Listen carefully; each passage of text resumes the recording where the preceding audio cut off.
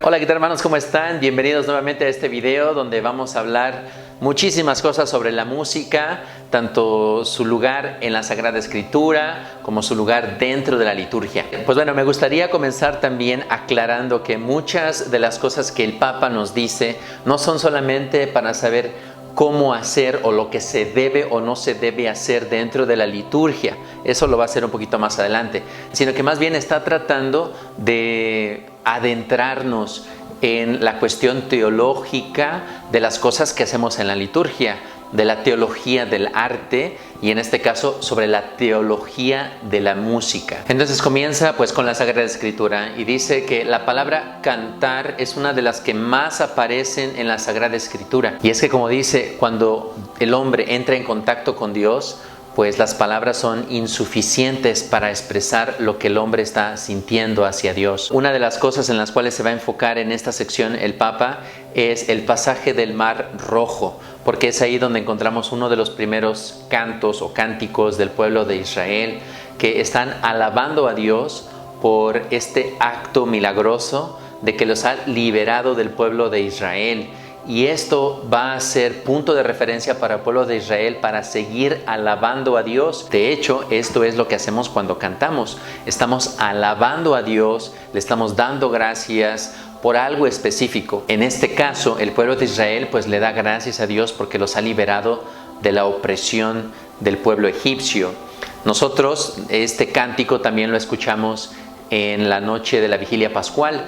Y aquí pues también nosotros damos gracias a Dios porque nos ha liberado, pero no de la opresión de algún pueblo, sino más bien de la opresión del pecado, de la opresión de la muerte, etc. Entonces este va a ser un tema muy recurrente durante todo este capítulo, que la iglesia, que la comunidad canta precisamente para recordar lo que Dios ha hecho, para dar gracias, para alabar, para bendecir a Dios por todo lo que Él ha realizado en nuestras vidas. Nosotros, por ejemplo, en la misa que cantamos, debemos de recordar esto, que estamos cantando por la victoria que Dios ha tenido sobre la muerte, que Dios ha tenido la última palabra sobre todo lo que nos ha podido oprimir en algún momento, inclusive sobre el pecado o alguna situación. Ahora, esa victoria pues no ha llegado a su fin totalmente. Está por consumarse cuando pues lleguemos al cielo. Pero mientras estamos en esa etapa que ya les había hablado antes, de que ya la tenemos, pero todavía no a su plenitud. Y bueno, ya después pasa a lo que él llama la parte práctica del canto. Y dice que pues el pueblo de Israel lo que utilizaba para alabar a Dios eran principalmente los salmos, y ahí encontramos pues varios instrumentos rudimentarios que a lo mejor utilizaban el pueblo de Israel, pero también encontramos varios temas de acción de gracias, de adoración, de alabanza, de petición, de acusación, de ira, etc. Pero dice el Papa, curiosamente todos, independientemente de qué sentimiento estén expresando, terminan con esa alabanza, dándole gracias a Dios, a pesar de lo que estén expresando, ¿no? Como que se desahogan primero de todo lo que les esté pasando y al final siempre terminan, la mayoría de los salmos, con esa alabanza, con esa acción de gracias hacia Dios. Y bueno, una vez que la iglesia empezó a utilizar los salmos, pues recuerden que todo el Antiguo Testamento está leído a la luz de Jesucristo. Entonces, si antes, por ejemplo, el salterio se le atribuía mucho al rey David, pues ahora lo tenemos que leer con referencia a Cristo, que los salmos que nosotros cantamos en la iglesia, en la misa, pues son principalmente palabra de Dios. Y es palabra de Jesucristo, ya no a lo mejor de David, sino que ahora los interpretamos como si Jesucristo estuviera cantándole a Dios Padre y nosotros pues nos unimos a esa voz de Jesucristo, nos unimos a su palabra para que nosotros también podamos alabar a Dios Padre. Aparte de los salmos que encontramos en la Biblia, pues también encontramos otros cánticos, sobre todo en el Cantar de los Cantares. Y este libro pues era una recopilación de poemas de amor, digamos, humano, pero al ser introducido dentro de la Biblia, pues ese amor humano, esa expresión de amor, pues queda elevada a un amor todavía más grande, que es el amor hacia Dios. Si ustedes se recordarán, Dios muchas veces se identifica como el esposo que viene a casarse o a unirse con su esposa, la iglesia, el pueblo de Israel. Jesús mismo, en el Evangelio de San Mateo sobre todo, es presentado como el esposo. Si ustedes se recordarán cuando le dicen, oye, ¿por qué tus discípulos no están ayunando? Su respuesta es que pues ellos no pueden ayunar mientras el esposo está con ellos, pero algún día se les quitará y entonces sí ayunarán. Entonces este aspecto del Cantar de los Cantares nos presenta el Papa como un aspecto de amor, que como dice San Agustín, cantar es para los que aman. Entonces cantar dentro de la iglesia es una expresión de amor hacia Dios Padre, y no solamente una expresión individualista, sino es una expresión de la comunidad. Esto es algo que también los profetas van a repetir una y otra vez, porque cuando el pueblo de Israel se extraviaba, pecaba, lo consideraban como adulterio, porque pues tenían esta relación con Dios, una relación exclusiva. Escuchamos que Dios es un Dios celoso, etc. Entonces tanto el Cantar de los Cantares como los profetas pues nos hablan de esta expresión de amor por parte del pueblo de Israel, que cantaba a su amado, y que también Dios mostraba su amor por medio de la creación. Y por eso San Pablo nos dice que la creación entera alaba a Dios, y la creación entera está esperando que nosotros, los hijos de Dios, pues nos unamos a esta voz de la creación que también alaba a Dios. Ya luego de hablar de la teología bíblica, digamos, del canto, ahora el Papa se empieza a enfocar, digamos, en la historia que ha tenido el canto, principalmente en la iglesia. Y dice que durante varios de los primeros siglos, pues solamente se utilizaba la voz como el principal instrumento para los salmos, que de repente se introducía algún instrumento de cuerdas para puntear, así como un arpa o como una cítara, pero no para rasgar así como si fuera una guitarra, sino para puntear, para dar tono solamente y poder cantar de esa manera. Recuerden que la comunidad cristiana evolucionó de la sinagoga, entonces el canto a capela o el canto sin instrumentos fue principalmente cómo se empezó a desarrollar el canto. También dentro de los primeros 2 siglos, sobre todo, se constituyeron nuevos cánticos, ya no solamente los salmos o los cánticos de los profetas, sino ahora también el cántico de Zacarías, por ejemplo, donde alaba a Dios por el nuevo nacimiento de su hijo Juan el Bautista, o el cántico de la Santísima Virgen María, el Magnificat, donde la Virgen María da gracias a Dios porque Él se ha fijado en su sierva. San Pablo de la misma manera nos deja con estas huellas de cánticos, como el himno cristológico de la carta a los Filipenses o el de la primera de Timoteo. Hay una carta también del siglo II de Plinio el Joven, donde está explicando al gobernador, digamos, de Roma, que el culto de los cristianos consistía también en la glorificación a Cristo por medio del canto. Y más o menos por el siglo IV,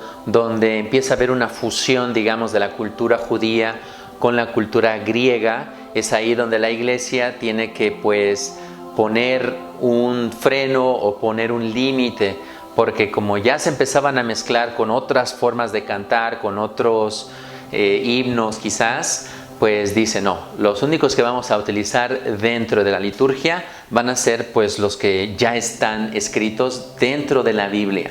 Ya no va a haber cantos nuevos, solamente los que están dentro de la Sagrada Escritura. Y también los únicos que van a cantar pues son los del coro. La gente no va a cantar porque pues a lo mejor pueden pues no desafinar, pero sí pueden a lo mejor inventarse otra cosa que no es permitida. Es más o menos en el siglo V y siglo VI donde el canto gregoriano entonces empieza a solidificar como el canto preferencial de la iglesia y es prácticamente intacto por varios siglos hasta la tardía Edad Media. Y aquí es donde se empieza a mezclar con la polifonía o el canto a varias voces. Es también donde varios instrumentos empiezan a tomar lugar dentro de la liturgia. ya no solamente el órgano, sino pues también otros instrumentos de cuerda o de viento. La libertad artística va tomando fuerza, es decir, ya no es solamente los cánticos que están, ya no solamente es el canto gregoriano, sino que ahora los artistas pues tienen esta libertad de poder crear nuevas composiciones. Lo peligroso de esto es de que la música profana o la música del mundo se empieza a adentrar dentro de la música sacra. Lo que antes era considerado como pues solamente de la liturgia, pues ahora tanto el mundo cultural como el mundo de la iglesia se empiezan a fusionar.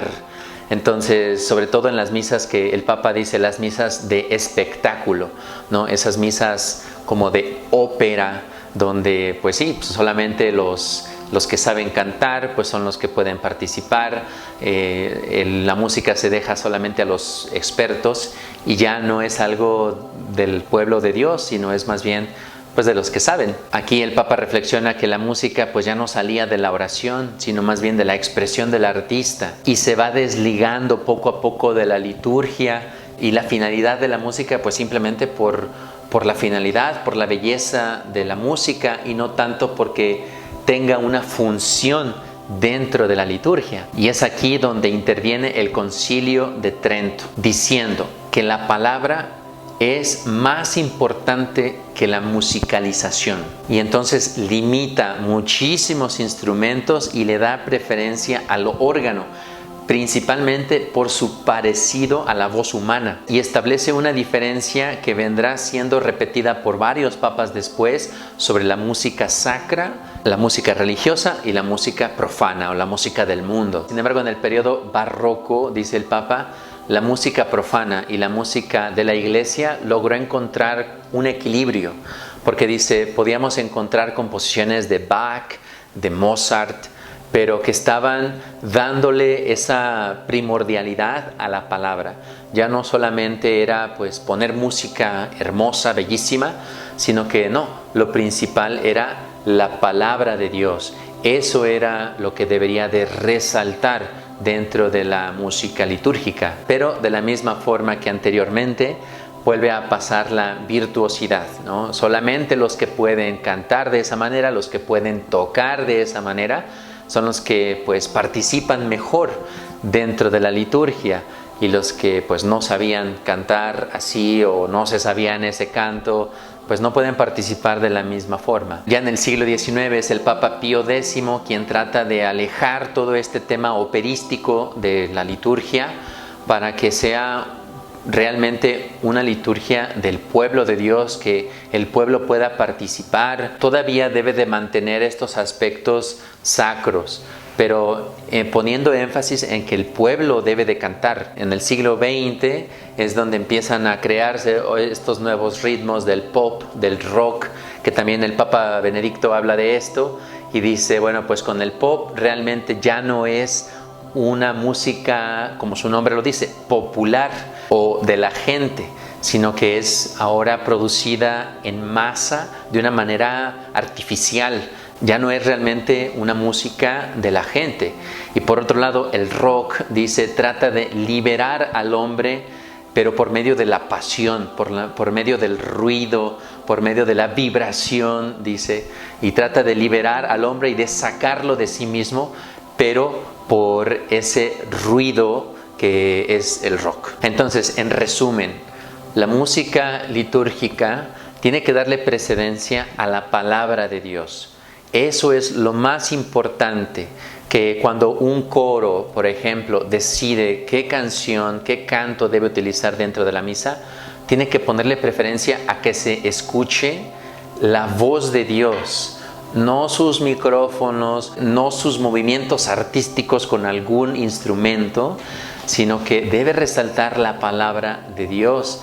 Desafortunadamente son muchísimos los coros que están más preocupados porque suene bien la guitarra, porque suene bien no sé qué, pero a veces no se les entiende absolutamente nada de lo que están cantando.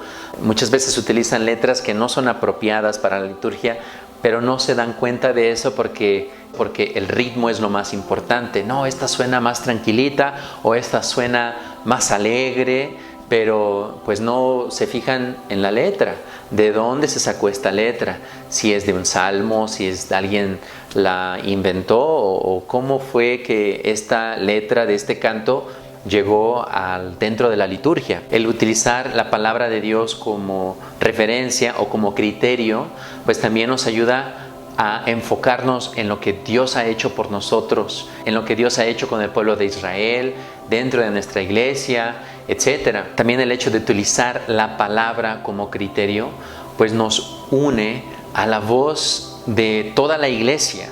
Ya no es solamente a la voz de un artista o la voz de un coro, sino al coro de los ángeles, al coro de los serafines. Si ustedes recordarán, en casi todas las misas, si es que no en todas, decimos eso justo antes de cantar el santo. Por eso, unidos al coro de los ángeles, te alabamos diciendo, Santo, Santo, Santo es el Señor. O sea, ya no es solamente la música, la expresión individualista de alguien, sino es adentrarnos dentro de la liturgia celestial, dentro de la liturgia de toda la creación, y eso lo logramos pues por medio de la palabra de Dios. Sin embargo, como dice el Papa, pues sobre todo en los filósofos modernos, se ve esta primacía de la voluntad y de la creatividad. Dice, y eso está bien a lo mejor para otros ámbitos, pero para la liturgia no podemos poner, digamos, la creatividad por encima de la palabra. Pero como dice el Papa, por encima de la subjetividad, por encima de la individualidad, está la palabra de Dios, a la cual todos nos sometemos. Entonces, al final, lo que nos invita el Papa es también a recuperar ese tesoro musical que nosotros tenemos, que se ha venido acumulando a través de los siglos y que poco a poco, gracias a Dios, muchos artistas han tratado de basar sus composiciones en la palabra de Dios, no solamente en su creatividad, que está fenomenal, pero siempre manteniendo la primacía de la palabra de Dios. Eso es lo más importante, porque es ahí en la palabra de Dios donde nos unimos a Jesucristo, donde nos unimos al coro de los ángeles para bendecir a Dios, para darle gracias, para estar unidos con todos los católicos, con todos los santos del mundo, agradeciendo y dándole la gloria a Dios por su victoria sobre la muerte, por su victoria sobre nuestra vida, etc. Pues hasta aquí, hermanos, este capítulo sobre la música. Espero que ustedes hayan aprendido tanto como yo sobre este tema que a todos nos influye en cada una de nuestras misas. Pues bueno, hermanos, esperemos el siguiente capítulo que hablará sobre la forma litúrgica o de cómo deberíamos de celebrar, qué es lo que debemos hacer tanto como sacerdote, como pueblo, lo que significa arrodillarse, sentarse, etcétera, que también creo que estará muy, muy interesante y tal vez tenga que hacerlo en 2 videos por la grandeza de ese capítulo. Pues hermanos, cuídense mucho y que el Señor Todopoderoso los guarde y los bendiga. Hasta luego.